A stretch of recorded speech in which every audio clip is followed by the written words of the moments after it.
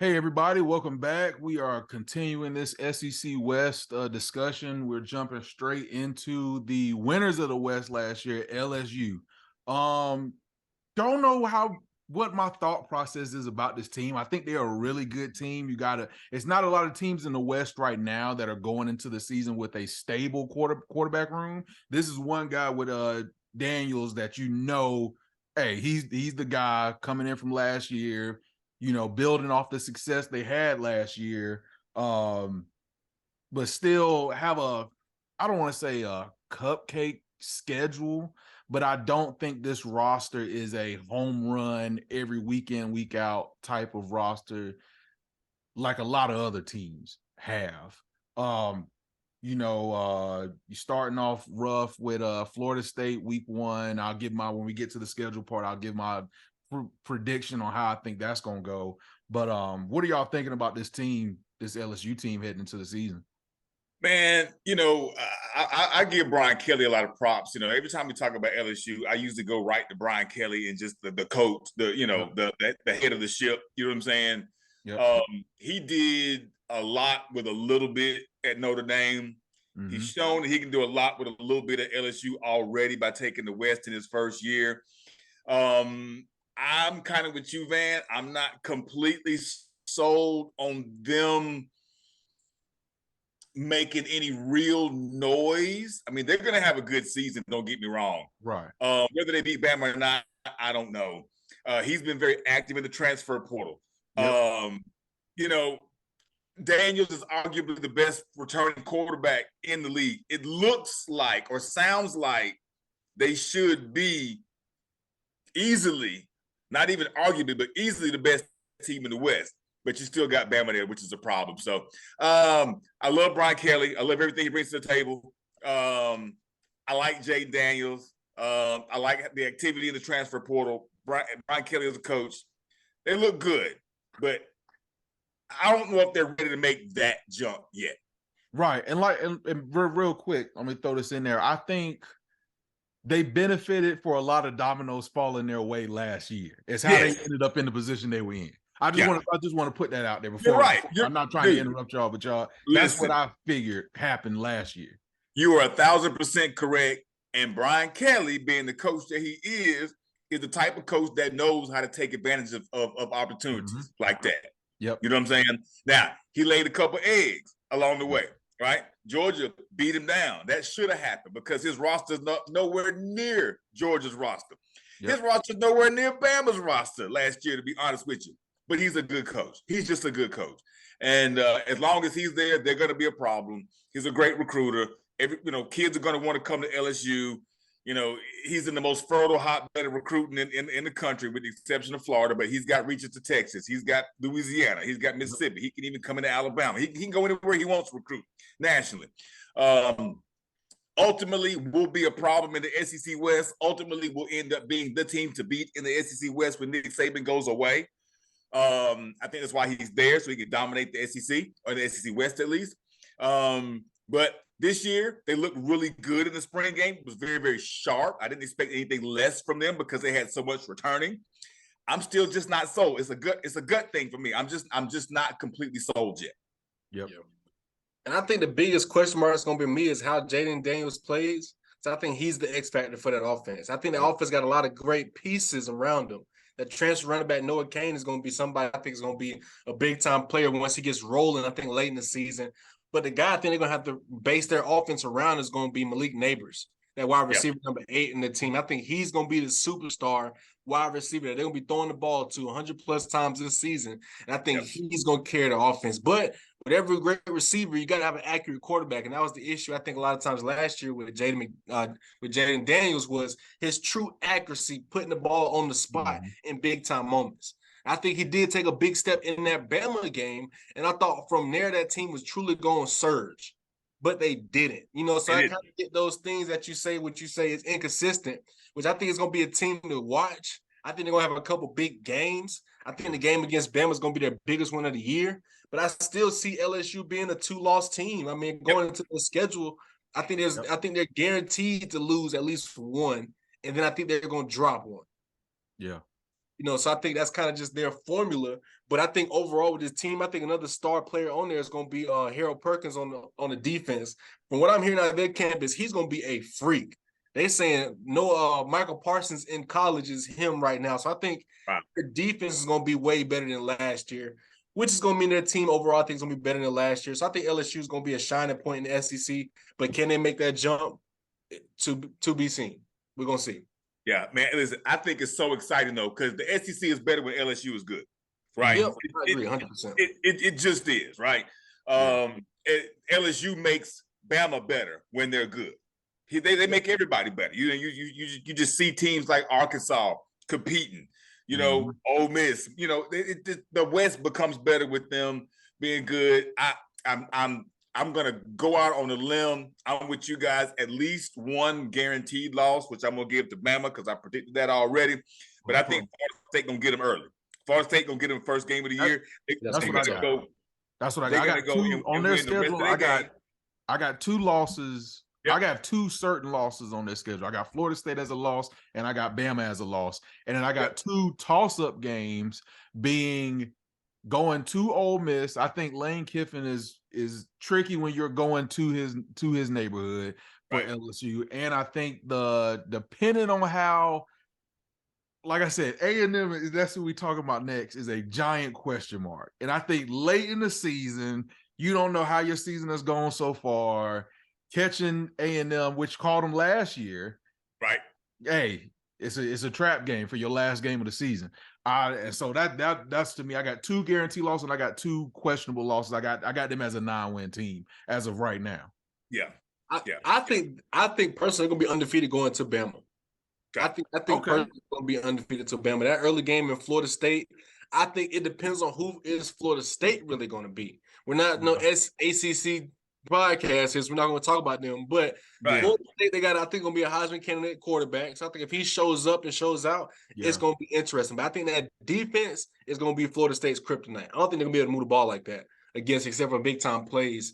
Ole Miss is going to be interesting, but Lane Kiffin against this type of defense is going to be very, very interesting. It's going to be a slug. I think LSU pulls it out just because of experience. At Ole Miss is why I had it as a question mark. And I think LSU will put it out just because of experience. Now, the end of the season is where I think things get interesting. Bama's going to be a big hiccup, but I think because we're going to be able to match them physicality this year, I don't think it's going to be much of a big issue for Bama. And I think that's going, what's that, 2 Bama this year? It's at Bama. Bama. So I think that, and coming off of a loss last year, Nick Saban is damn sure not going to lose that one 2 years in a row. So I think Bama's going to be a big L for them. But I think you got to watch out for Florida. That Florida game is snuck in there. Florida's going to have a real sneaky team. I think they're either going to bust or they're going to boom. I think it's going to be one of the two for them. They're going to be super good or they're going to be middle of the pack like they've been in the last couple of years. But that transfer quarterback Florida has, we're going to talk about them next week. I think he's going to turn some heads down there. And I think he can get LSU. I think it's going to be a game late coming right off of Bama. It's going to be boom, right back to back. Game. Yeah, it's a trap game. Right back to back. It's something you can't play around with. So that's going to be interesting. Yeah, and something else to think about too. If LSU runs the table up until they get to Bama, and Bama has run the table up to that point, we're talking about a top 5 matchup. You know what I'm saying? Prime time, just like it used to be, right? Just like it used to be. You know, again, that's when the SEC is great, when LSU and Alabama are playing in prime time. In November. It's great for football. It's great. Here's the thing, though. So they're catching Bama. Bama is after their bye week, and that's going to be another kind of wrinkle to throw in there. How prepared are you after having a bye? You know, you're coming off in an Army game, which should be a breeze at home, and then you got to bye. You got 2 weeks to prepare for Nick Saban, but both of them got buys though. Both got buys, right? And I'm saying, Nick Saban does not lose when you give him more than a week to prepare. He gonna smack you. Yeah. Well, we said that to last year. Last year we lost though. Last year we lost the 2 games. That game was an interesting game, but I think it's gonna be totally different dynamic this year. But trust me, that game is gonna be prime time television of this season when it looked at outlook of games. It's gonna be prime time television. Yeah. It's got some lead up going into it. I got it's gonna be interesting. I just don't know if I can mark up LSU as this great powerhouse yet. Not yet. They got a great coach, and like you Not said, yet. I think the coaching has a lot to do with it. That game at Bama was nothing but situational coaching into that overtime game. Right. But I don't know. I don't know. I'm not sold yet. I'm not. Well, the fact that they've had to be so active in the transfer portal the last 2 seasons, right? Now, granted, that wasn't Brian Kelly's fault, right? When he was hired, the recruiting cycle was over and this and that or whatever, and you had no choice but to go to the portal to get the talent that you need. Right. Where Brian Kelly is going to ultimately end up becoming great is when he gets his players that he's recruited in to the system. He's using the transfer portal right now because he has to. You know what I'm saying? Right. If you ask him, he would rather not do that. But he's working again. He's working with what he's got, and he is one of the best in-game coaches at working with what he's got. Right. And I think he came in for that, like you said, Sean, to dominate the West outside of Nick Saban.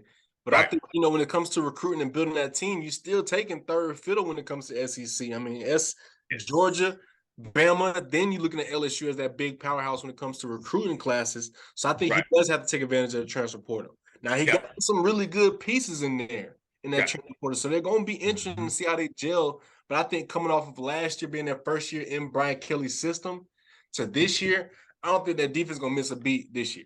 I think they're going to be a powerhouse defense, and it all starts with Harold Perkins, what he can do being a freelancer. So it's going to be interesting. He's going to be an offensive mechanism to destroy offenses. So I think it's going to be truly interesting to what LSU can put together as a whole. Yeah, it's going to be a lot of fun waiting for that game, waiting for that Bama LSU game. It's going to be a lot of fun, a lot of anticipation. Oh, yeah, but if I had to put a prediction to it, I'm saying they drop in 2. I'm saying they're going to miss the SEC unless Bama has a worse season than them. Then, of course, they're going to make the SEC. But I still see them, if the opponent is going to be Georgia, I still see them losing that matchup. Getting run.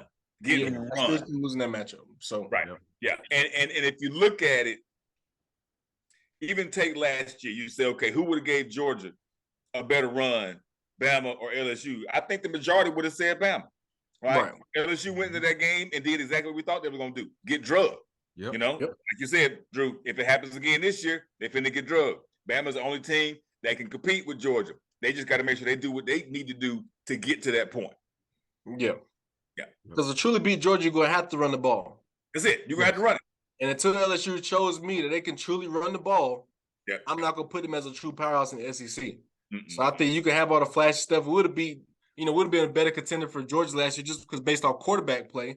But I think just overall team by team standout, I think right now you have to put Bama a little bit ahead of them in that matchup versus Georgia. Who can truly be the king of the SEC? I think it's out of those 3 teams, but LSU is still a couple of years. I'm going to say a couple, 2 years behind me. I think they're 2 years off. And they got a quarterback that's, I'm going to talk too much about it. They got a quarterback coming in, recruiting class. I think 2024, 2025, one of those 2. That's going to be a true stud. If they can keep him, he's going to be somebody that could be a dynasty-changing person. Right. They got a guy coming in. I think it's going to be interesting to see what they're going to do in the next couple of years. And Brian Kelly knows that. Brian Kelly, he's completely cool with waiting. He's cool. He knows he's building. LSU going to give him time. LSU got the best coach they've had since Nick Saban. They're going to give him all the resources, everything he needs. Facilities are there. Fan base is there. The ball. Tradition is there. Everything is there. Yeah. They're ahead of the ball right now. Already having one division win as far as winning the West last year, they're ahead of schedule. They ain't got nothing but that type of ammunition to go feed recruits right now saying, hey, we done already won the West before. We already, we ready. You just got to hop on board and come help us. So that's it. Why not LSU? Why not? You know what I'm saying? Yeah. I'm with it. It's for them underdog mentality, though. It's for that you've been overlooked type player. You feel like the team's been overlooking you. Come in here, let's beat them. Come in here, we get that chance at Bama every year. Come in here, we beat Bama, we're going to get the chance at the SEC championship every year. We have the perfect pitch. Competing. Can you pull it together, Brian Kelly, for the 2nd year in a row? We're going to see. Gonna be tough, but yes, if anybody can do it, it'd be him. My money's on Brian Kelly.